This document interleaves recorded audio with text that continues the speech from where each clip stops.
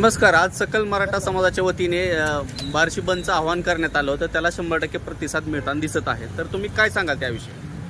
माननीय मनोजदादा जरांगे पाटील यांच्या नेतृत्वाखाली मराठा ओबीसी आरक्षणासाठी जो आज बार्शी बंद केलेला आहे त्याला पूर्णपणे 100% पाठिंबा दिलेला आहे। फक्त सहकारी शाळा, दवाखाने आणि औषध मेडिकल दुकाने फक्त चालू आहेत। बाकी मार्केट कमिटी, बाजारपेठेतल्या पूर्ण पेठा सर्व बंद आहे आणि सर्वच समाजातील ओबीसी समाजात असतील, मुस्लिम समाज असेल, सर्व समाजांनी मराठा समाजाला पाठिंबा दिला आहे आणि दाखवून दिलंय की ओबीसी आणि मराठा हे वेगळे नाहीत। त्यांच्या पाठीमागे सगळे नुसतं मराठा समाजाने बंद, शांततेचा बंद, आता कुठलं म्हणजे चेतावणी वगैरे नाही, कुठं कोण फिरलेलं नाही, या गल्लीतून त्या गल्लीतून आवाहन केलेलं नाही। फक्त आम्ही मेसेज एक केलता की उद्या बार्शी बंद आहे, त्या हिशोबावर आम्ही फक्त आजचा जो बंद केला आहे त्याबद्दल सर्वांचं एकदा धन्यवाद करतो।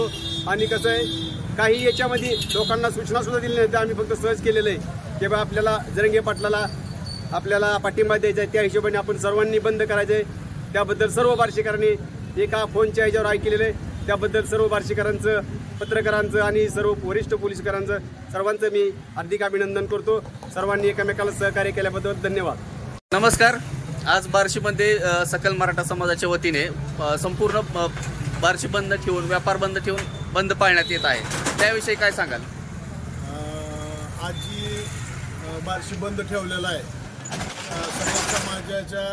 सकल मराठा समाजाच्या वतीनं, तर जरांगे पाटलांनी जी आंतरवली सराटीमध्ये जे आंदोलन चालू केलेलं आहे गेल्या शनिवारपासून, की बाबा कुणबी म्हणून आम्हाला आरक्षण तर आपण मंजूर केलेलं आहे, पण सगळ्या सोयऱ्यांचा जी प्रश्न आहे ती तातडीनं सोडवावा आणि त्याच्यात सगळ्या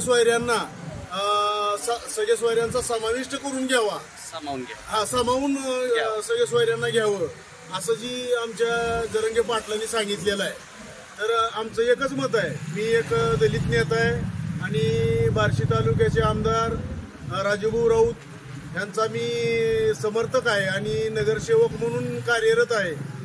आणि माझं एवढंच म्हणणं आहे की Republican Party of India Bhajapa युतीमधून सतत आठवले साहेबांनी मराठा समाजाला आरक्षण मिळावं असं गेली 30 वर्षे झालं आठवले साहेबांची प्रामुख्याने ही मागणी आहे। आणि त्याचबरोबर आता वंचितचे बाळासाहेब प्रकाशजी आंबेडकर साहेब यांनी सुद्धा सांगितलेलं आहे की मराठा समाजाला आरक्षण मिळायला पाहिजे।